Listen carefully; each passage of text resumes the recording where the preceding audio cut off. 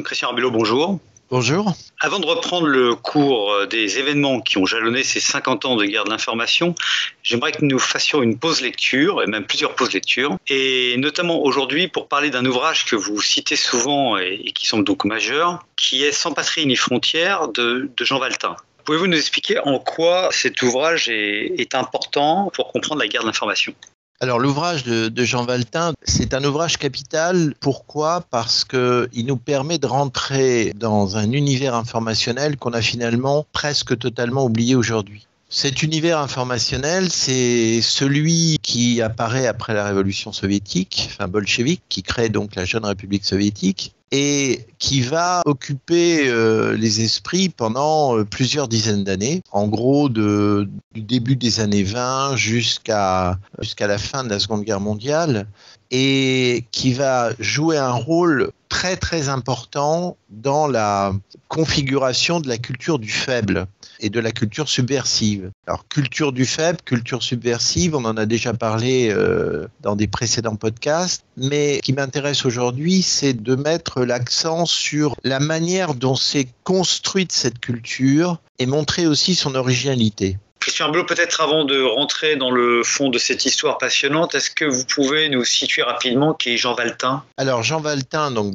de son vrai nom Richard Krebs, c'est quelqu'un qui a une histoire qui pourrait sembler assez banale dans un premier temps. Cet homme ne venait pas d'un milieu pauvre, il venait d'un milieu assez aisé à l'époque, d'une famille riche installée en Silésie, et il va exercer le métier de capitaine puis d'inspecteur dans une compagnie maritime, la Norddeutsche Lloyd. Et cet homme-là, en fait, va petit à petit épouser la cause du communisme en adhérant au Parti communiste allemand, le KPD. D'abord à partir d'un trajet syndical, et notamment parce qu'il va diriger ce fameux l'Interclub d'Hambourg dans un premier temps.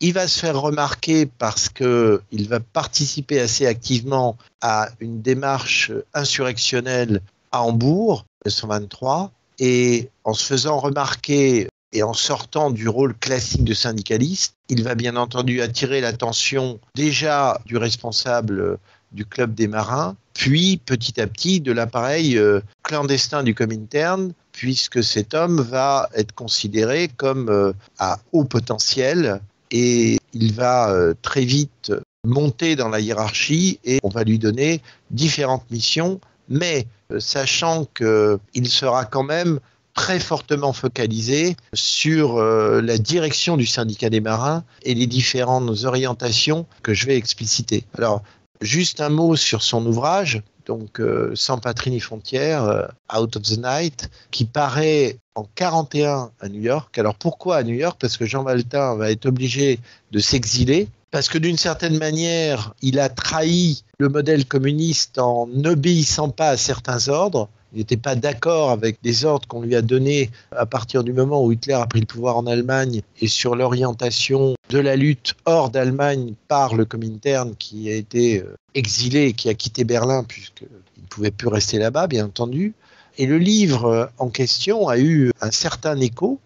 C'est devenu un best-seller puisqu'il a été vendu à plusieurs centaines de milliers d'exemplaires. Mais quand il a été traduit en français après la guerre, c'est devenu le livre montré du doigt, dénoncé notamment en France par le Parti communiste français. Valtin a été présenté comme un traître, quelqu'un qui avait travaillé pour la Gestapo une fois son arrestation, etc., etc. Et cet homme-là a été victime d'une guerre de l'information de la part de l'appareil communiste international absolument redoutable pour le disqualifier, pour le faire passer pour ce qu'il n'était pas, et pour tuer la portée de son témoignage. Parce que la traque au témoignage, cette traque au témoignage qui va devenir un des éléments dominants d'une des facettes de la guerre de l'information après la Seconde Guerre mondiale, la traque aux dissidents, la traque à tous ceux qui veulent prendre la parole pour expliquer qu'ils ne sont pas d'accord avec le régime dirigé par Joseph Staline, eh bien, cette traque-là, elle sera très, très, très importante, avec des moyens qui vont de la délation pure et simple, souvent haineuse d'ailleurs, et là on va utiliser des relais, des intellectuels, des idiots utiles, etc., jusqu'à la traque qui est de tout faire pour que les écrits aient le moins de résonance possible, et notamment les livres publiés. Ce qui explique, d'une certaine manière, le si faible nombre de témoignages sur l'histoire du Comintern proprement dite au niveau opérationnel. Alors Christophe Belot, vous nous mettez l'eau à la bouche. Que raconte donc ce témoignage de Jean Valtin, sans patrie ni frontières? Alors, d'abord, la manière dont s'est construite cette culture. On a oublié, je pense, un élément déterminant dans l'histoire humaine, c'est que le Comintern, au XXe siècle, donc, dans la première partie du XXe siècle, c'est peut-être la première fois dans l'histoire de l'humanité qu'une force politique va être de dimension internationale, avec des individus issus d'énormément de nationalités, qui ne vont pas forcément combattre dans leur pays d'origine, et qui vont être ce qu'on appelle des militants itinérants, dont la principale expertise va être la capacité de changer de contexte, de s'adapter au contexte, de parler à des gens qu'ils ne connaissent pas, dont ils ignorent la culture au départ. Et donc on va voir comme ça, entre les années 20, 30, 40, des milliers d'individus circuler à travers le monde et essayer de se greffer sur des contextes soit révolutionnaires, je pense à la tentative par exemple de révolution en Chine, la fameuse révolution des villes à la fin des années 20, mais aussi bien sûr dans les colonies des empires européens, afin d'aider à la naissance de mouvements anticolonialistes et qui vont petit à petit se politiser, puis ensuite passer à la lutte armée, puis ensuite aboutir à des guerres, comme par exemple en Indochine. Et ces gens-là, quel va être leur point commun? Et c'est ça qui m'intéresse, c'est de voir quels sont les éléments constitutifs d'une culture subversive de guerre de l'information, justement. Alors, premier point commun à tous ces gens-là, c'est la capacité de traiter plusieurs missions en même temps. Alors pourquoi je commence par ce point commun? Parce qu'il révolutionne toutes les pratiques antérieures, dans la mesure où les pratiques politiques, ou les pratiques syndicales, ou les pratiques de services de renseignement, elles étaient quand même focalisées sur une mission principale. Pour les politiques, c'était de faire en sorte que leur parti devienne prépondérant dans une élection.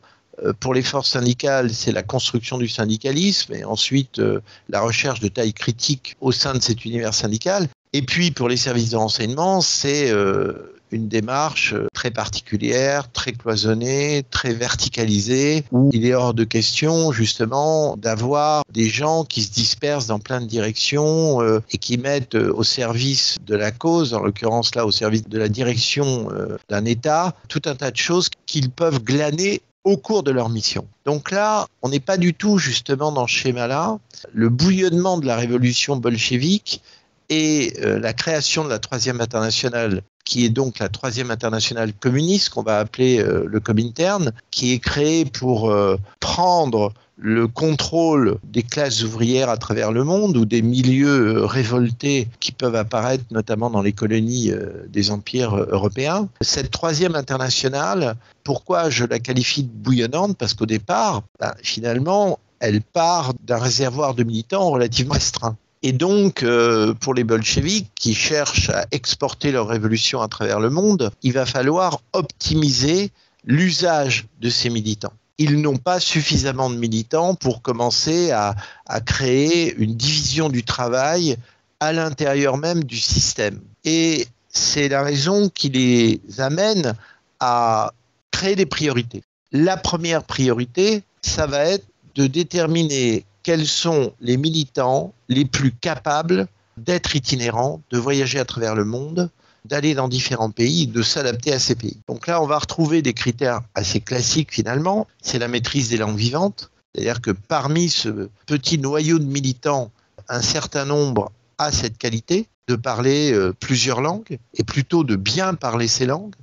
Deuxièmement, ces individus auront pour particularité d'être accrochés, entre guillemets, à un système qui est le système qui permet à l'époque de toucher le maximum d'endroits. Et donc, pour toucher le maximum d'endroits, il faut un moyen de transport.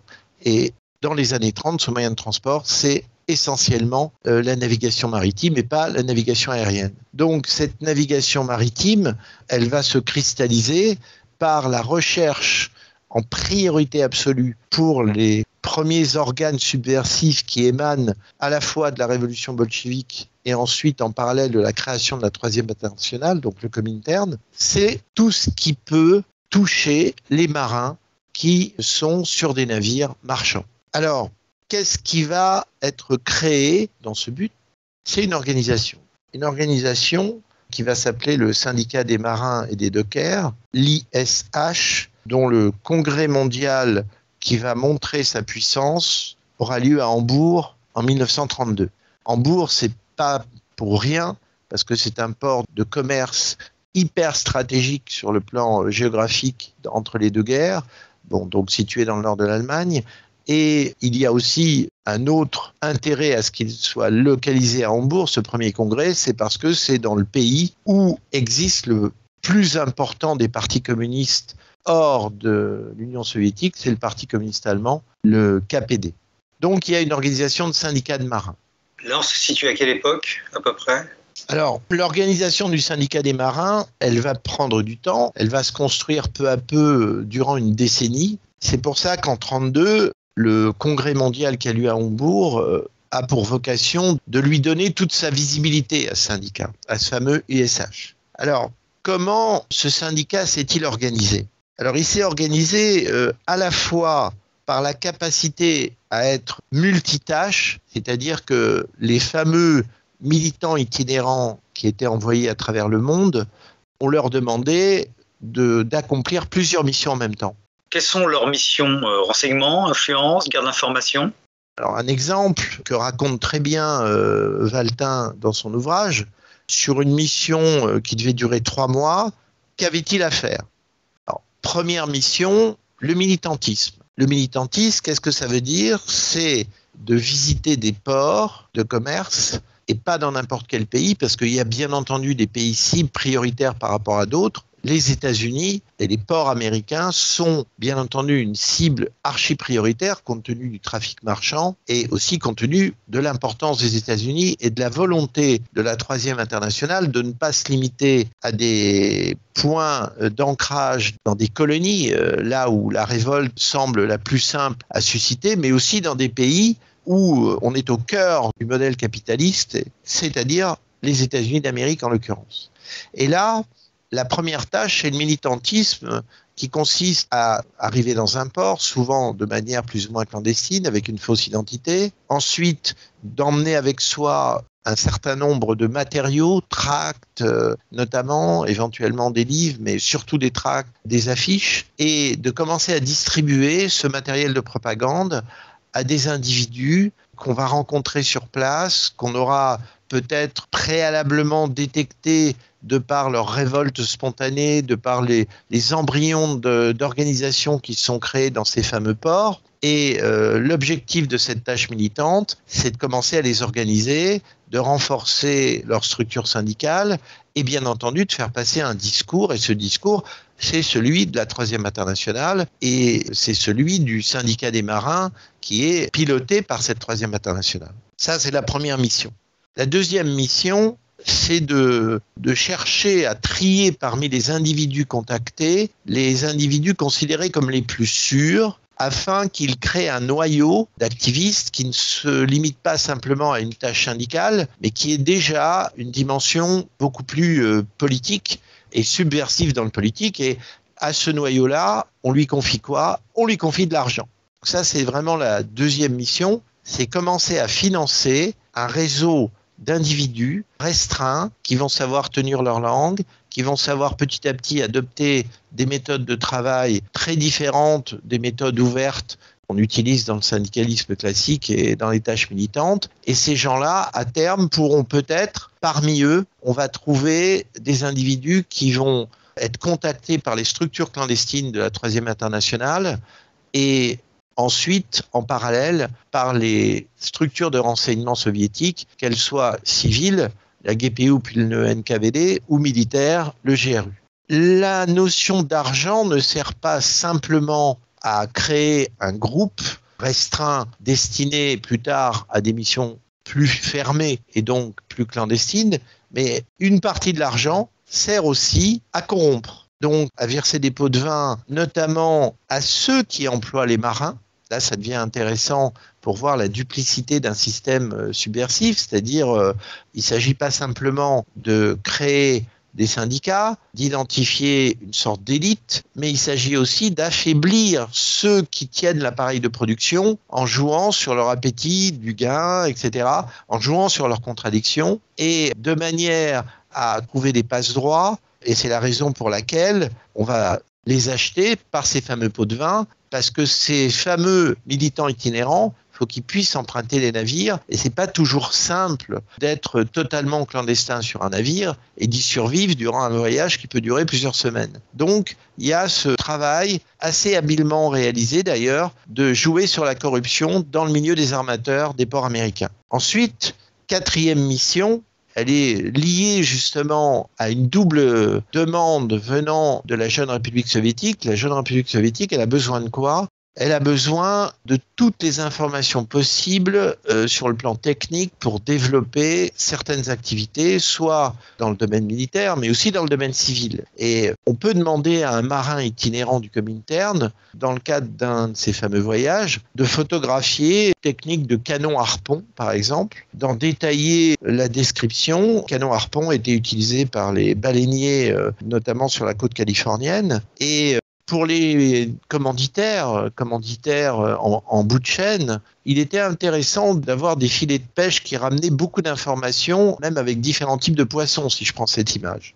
Et pour aller encore plus loin dans ce qui est la mission économique, certains militants n'ont pas hésité, et Valtin en parle, à payer sur des petits terrains d'aviation des voyages en aéroplane afin de surveiller les pêcheurs de thon toujours dans la Californie du Sud et envoyer aussi des rapports réguliers en parallèle sur les conditions de travail. C'est-à-dire on est vraiment encore une fois à la fois dans une recherche très précise d'informations à vocation économique qui peut servir aux soviétiques pour leurs propres besoins économiques et d'autre part toujours dans la recherche subversive pour trouver les failles chez l'adversaire et les exploiter au maximum. Alors ça, c'est le cadre multimission, mais à côté de ce cadre multimission, dans la construction de ce syndicat des dockers, bien entendu, il fallait une dimension beaucoup plus importante dans l'usage même qui était fait de l'information. Avez-vous un exemple ? Alors un exemple, parce qu'il faut donner des chiffres à ce niveau-là. Si on essaie de voir le fonctionnement d'un interclub. Alors, les interclubs, c'était une structure qui avait été copiée sur les milieux catholiques qui, avant que n'apparaissent les mouvements révolutionnaires de la fin du 19e et début 20e, essayaient d'aider les marins à supporter une vie quand même assez difficile. Des voyages, aussi bien pour les pêcheurs que pour la marine marchande, c'était dans des conditions qui étaient loin d'être évidentes. Et lorsque les marins arrivaient dans un port, eh bien, il y avait des milieux catholiques qui avaient créé des lieux d'hébergement où ils pouvaient se reposer, où ils pouvaient lire des livres, où ils pouvaient aussi parler religion d'ailleurs. Et cette structure avait un grand mérite, c'est qu'elle mélangeait des marins de différents bateaux, elle créait des sentiments de complicité, de connivence, elle permettait à ces gens-là de parler de leurs problèmes, et bien entendu, quand il y a eu l'apparition des mouvements révolutionnaires, et surtout quand ces mouvements se sont structurés après la révolution soviétique, il est clair que les structures qui dirigeaient le Comintern ont tout de suite compris l'énorme intérêt de copier la structure des interclubs d'origine catholique au départ. Donc ils ont créé leur propre réseau d'interclubs et ces réseaux d'interclubs avaient au départ exactement une vocation à peu près similaire que les structures catholiques, c'est-à-dire venir en aide aux marins pour améliorer leurs conditions de vie, pour faire en sorte que ces gens-là aient des moments d'apaisement, de repos, etc. Et là, le professionnalisme subversif va se manifester d'une manière très très précise, c'est par le biais de l'information. Christian Belot, que faut-il comprendre par se manifester par le biais de l'information ? Ça veut dire d'abord un travail massif pour les propagandistes, si je prends le cas de l'Interclub de Hambourg, qui était donc ce port stratégique, à savoir visite de bateaux. Là, par exemple, sur un bilan qui date du début des années 30, il est noté 5304 bateaux visités. Et grâce à ces visites, 528 marins de 12 nationalités deviennent des militants actifs du syndicat des marins et des dockers. Alors, vous allez me dire, c'est pas beaucoup, 528, après avoir visité autant de bateaux. Mais en fait, quand on connaît le fonctionnement d'une organisation subversive, quand on connaît la difficulté à recruter des militants qui vont devenir des militants tout temps, qui vont devenir ensuite peut-être des militants clandestins, qui vont donc consacrer leur vie à un engagement révolutionnaire avec la dimension sacrificielle éventuelle, c'est-à-dire l'arrestation et peut-être des choses beaucoup plus graves, eh bien, c'est beaucoup. Si je prends le même bilan, qu'est-ce que je note ? 117 400 journaux, livres, brochures dans toutes les langues des marins sont distribués. Parce que la comptabilité au niveau du Comintern, c'est quelque chose de très sérieux. On n'est pas dans des démarches où tout le monde fait tout et n'importe quoi, où on imprime, on distribue, on compte rien. Non, non. Tout ça est très, très précis. Et si je prends toujours l'Interclub, le fait d'organiser 293 réunions, soirées récréatives, ciné-clubs, excursions sur des bateaux soviétiques, et là, on voit que le nombre n'est pas négligeable. 26 710 marins font des excursions sur des bateaux soviétiques. Donc vous voyez que la part récréative, la part, je dirais aujourd'hui, loisir, elle est très intéressante parce qu'on passe par le récréatif pour aboutir à la construction de systèmes militants et plus tard de systèmes plus costauds, plus solides, c'est-à-dire des systèmes clandestins subversifs avec une sorte de sélection pyramidale, c'est-à-dire le nec le plus ultra de ces gens-là vont devenir des militants, des combattants, voire des agents d'enseignement. Donc on a vraiment un système qui est professionnalisé et ce système, finalement, quand on regarde le résultat, et l'ISH est très très clair sur l'Interclub d'Hambourg, ils disent oui, finalement on a touché un peu moins de 2% des marins au sens vraiment militantisme politique et ce qu'on veut en tirer nous comme structure révolutionnaire, mais ça peut paraître ridicule ce pourcentage. En fait, c'est très très important, je le répète, car il est très difficile, même pour des gens qui vivent dans des conditions en dessous du seuil de pauvreté pour beaucoup, ou dans des conditions de travail assez difficiles et inimaginables, même aujourd'hui, d'arriver en plus à les politiser et en faire des cadres d'une organisation qui sera plus tard politico-militaire. Donc, on voit, si vous voulez, que ce modèle de professionnalisme aboutit à des structures qui vont prendre le nom de dortoirs, de restaurants, de bibliothèques, et ces structures vont devenir la colonne vertébrale d'un modèle de contrôle. Alors ce modèle de contrôle, pourquoi parler de contrôle ? Tout simplement parce que, bien entendu, les structures du Comintern vont tout faire pour devenir une organisation prédominante. C'est-à-dire qu'elles ne supporteront pas de voir des structures rivales, là je pense à l'extrême gauche dans un premier temps, qui puissent leur contester cette tentative de prédominance. Et là je vais prendre un exemple très précis pour montrer comment le militantisme subversif des Cominterniens va opérer pour prendre le dessus sur un homme qui gère l'activisme révolutionnaire dans un des principaux ports européens de l'époque, c'est-à-dire le port d'Anvers. Alors l'homme en question s'appelait Bandura, c'est un anarchiste ukrainien qui avait comme qualité justement cette connaissance linguistique, il parlait anglais, allemand et suédois, et ukrainien bien sûr, et cet homme-là avait fait d'Hambourg son lieu de villégiature et après avoir découvert un peu les capacités entre guillemets militantes parmi les marins qui fréquentaient ce port, il est arrivé à Anvers et à Anvers, il a joué un rôle hyper important puisqu'il est devenu l'organisateur de tous les mouvements de contestation de marins sur le port d'Anvers.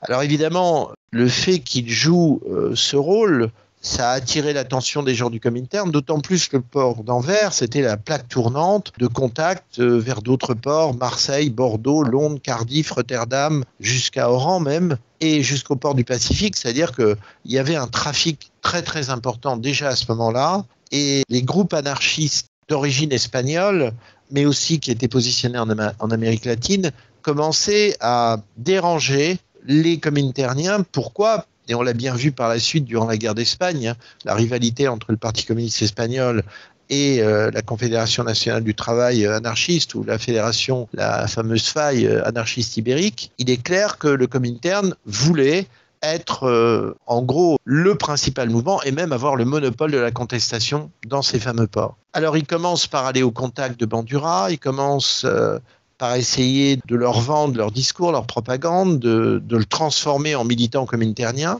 Au début, ça marche pas parce que Bandura est déjà critique. Alors, on peut peut-être expliquer pourquoi il a été critique, parce que en Ukraine, il ne faut pas oublier qu'il a existé durant la guerre civile russe un mouvement anarchiste ukrainien dirigé par un certain Makhno, et ce mouvement-là a combattu à la fois les blancs et les rouges. Et donc, ce courant anarchiste a eu, bien entendu, quelques reproductions à l'international et il a fait parler de lui. Et ce qui explique que Bandura était très très méfiant par rapport aux bolcheviks russes, mais aussi à leur structure internationale qui s'appelait le Comintern, puisque le Comintern a très très vite été associé à la défense du seul pays socialiste dans le monde, à savoir la jeune République soviétique. Quelles sont alors les méthodes employées ? Alors comment ils ont fait, ces cominterniens, pour essayer d'isoler Bandura ? Les méthodes sont très classiques, hein, et là on retombe sur des méthodes informationnelles. La première d'entre elles, c'est la rumeur, c'est-à-dire on a fait courir le bruit dans ces milieux-là, les milieux portuaires, que Bandura se livrait à du trafic de stupéfiants, utilisait cet argent pour entretenir des maîtresses, etc. Donc des attaques personnelles finalement assez classiques, mais qui fonctionnent bien, puisque le but était de salir l'image du révolutionnaire irréprochable. Le but, c'était de fragiliser au maximum cet individu. Et pour le fragiliser au maximum, il n'y avait pas meilleure manière que d'accoler à son image de révolutionnaire l'image d'escroc. Il veut dire que Bandura, quand il a vu ça, a compris qu'il allait de plus en plus passer pour ce qu'il ne voulait pas être, c'est-à-dire un élément très opportuniste et qui était contraire à la cause des marins qu'il prétendait défendre. À force de pression de ce type, la petite cellule comintérienne qui agissait sur le port d'Anvers est arrivée à ses fins, puisque finalement, Bandura a craqué et a fini par se rallier aux communistes qui le repositionnèrent à Hambourg. Mais l'aventure de Bandura, malgré son autocritique et son ralliement à la cause de la Troisième Internationale, ne va pas lui être très utile, parce qu'il va continuer à émettre des critiques, notamment vers des marins soviétiques qui transitaient par le port d'Hambourg. Et à partir du moment où il a commencé à continuer d'une certaine manière à avoir cette attitude, là c'est le renseignement soviétique qui est intervenu et il a été enlevé en 1933 et liquidé, comme on le savait parfaitement le faire à l'époque stalinienne. Alors, les liquidateurs ou ceux qui pratiquaient les enlèvements, cette fameuse élite que recherchaient les gens du Comintern dans leur phase de sélection, donc le militantisme, le noyau dur, puis les militants chevronnés, puis parmi ces militants chevronnés, ceux qu'on va progressivement former à la clandestinité, et enfin ceux qui vont éventuellement être recrutés directement comme agents de renseignement. Il y a un homme qui symbolise ces différentes étapes et qui est resté une des figures de cet univers subversif. Cet homme s'appelle Michel Avatin, ou Avatine. Je ne sais pas comment il faut prononcer son mot. Alors Michel Avatine, disons, est un marin qui vient de Lettonie. C'est vraiment quelqu'un qui a une caractéristique très particulière, c'est-à-dire que on peut dire que c'est presque un héros de bande dessinée, pour ceux qui seraient à même de vanter ses qualités et d'entretenir sa mémoire. Alors pourquoi ? Tout simplement parce qu'il a été un de ceux qui finirent comme, pas simplement agent de renseignement, mais un homme essentiel dans les structures clandestines, action du système cominternien. Avatin, c'était un homme qui était impliqué à la fois dans la traque des agents ennemis. Alors quand on parle d'agents ennemis, ça veut dire toutes les tentatives de services secrets, de services de sécurité de pays en Europe qui traquaient les communistes. Donc là, il s'agissait de trouver les taupes potentielles, il s'agissait d'identifier les militants retournés par ces forces-là, et ensuite, bien entendu, de les éliminer physiquement. Parce que il n'y avait pas de plaisanterie, il n'y avait pas de, comment dire, de mesures coercitives qui n'aboutissaient pas, hélas, souvent, à l'élimination physique. C'était un système excessivement dur. Et pourquoi il était dur? Parce que ce genre de militant, comme Avatin, était quelqu'un qui avait été forgé justement dans cette culture du syndicat des marins. Et c'est donc quelqu'un qui a fait le tour du monde, qui a été formé à l'école léniniste en Russie, qui parlait le russe, l'allemand, l'anglais et le hollandais. Et la police française qu'il avait identifiée, ainsi que la police allemande de la République de Weimar, le considérait comme un militant très très efficace, un propagandiste, et on le retrouve bien entendu à Anvers, mais on va aussi le retrouver à Rouen et dans d'autres ports européens. Et Valtin le décrit de cette manière-là. En 1937, Valtin a été arrêté par la Gestapo. Et finalement, Valtin va jouer un double jeu et il va donner un certain nombre d'informations, pas forcément justement en dénonçant les structures critiques, mais en expliquant comment ça fonctionne, ce qui était moins dangereux en conséquence. Alors voilà comment il décrivait ce fameux Michel Avatin. Il se cachait de manière générale dans les chaudières de bateau, dans la chambre de chauffe, qui pendant le trajet du bateau était inaccessible. Et quitter cette place, dans le courant de la nuit, arrivait à bon port, après que la chaudière ne fut plus en état de marche et refroidie. Pendant ces voyages, il se nourrissait de pain noir et d'une bouteille munie d'un bouchon de liège rempli d'eau. Avant de partir pour un tel voyage, il se rassasiait et lorsqu'il avait faim durant le voyage, il se nourrissait de pain, il prenait le somnifère pour dormir jusqu'à l'arrivée du bateau. Avatin fut donc instructeur, propagandiste, organisateur de grève pour le compte du syndicat des marins, l'ISH. C'était donc ensuite un homme de main. N'oubliez pas que cet homme a organisé l'exécution d'un certain nombre de traîtres, entre guillemets. Et puis, il est rentré dans le système Wohlweber, puisque Wohlweber, c'était un des grands personnages de l'appareil clandestin du Comintern. Et Wohlweber, une de ses tâches principales, notamment fin des années 30, c'était de faire saboter des navires de guerre. Et il a mis au point un système assez étonnant de sabotage. Et il a repris cette activité après la guerre, d'ailleurs, à la fin des années 40, pour saboter des navires alliés. Le fameux Avatin, comme tout militant de ce type, je parlais de la dimension sacrificielle. La dimension sacrificielle, elle va très vite s'appliquer pour lui. Il est arrêté en 1939 par la police belge, déporté en France. Il est remis ensuite à la Gestapo en 1942, condamné à mort et exécuté en 1943. Donc cet homme-là symbolise ce que je décrivais précédemment, c'est-à-dire c'était d'abord un marin itinérant, puis c'est devenu un spécialiste de l'agit-prop, donc de la propagande, afin de mobiliser les masses, comme on disait dans ce vocabulaire-là.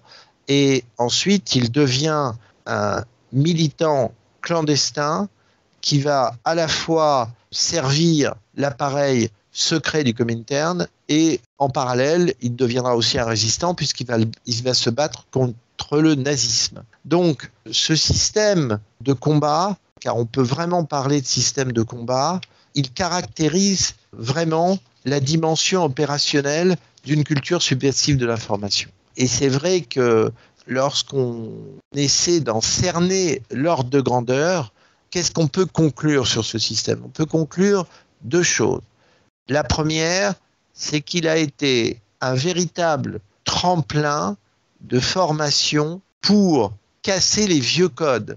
C'est-à-dire que dans la culture subversive de l'information, l'ouvert et le fermé peuvent très bien faire bon ménage, même si le fermé implique des règles qui, à terme, professionnalisent les acteurs du fermé sur des tâches très très particulières, notamment comment contrer l'ennemi, comment traiter les traites, comment leurrer aussi l'ennemi d'ailleurs.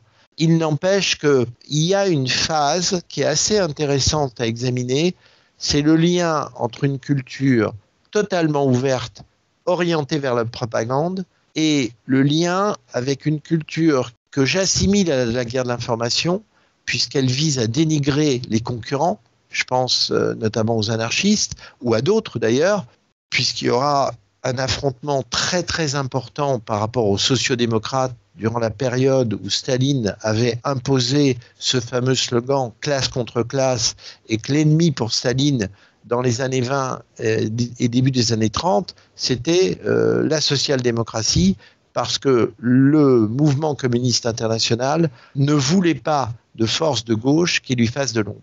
Donc on a cette espèce de particularité très originale du système de guerre de l'information subversif où l'ouvert côtoie le fermé, et on retrouvera cette particularité durant la Seconde Guerre mondiale, notamment dans le système dit d'orchestre rouge, puisque sur l'orchestre rouge Berlin, mais on en reparlera lors du prochain podcast, on verra comment fonctionne le lien entre la propagande d'un côté et le renseignement de l'autre.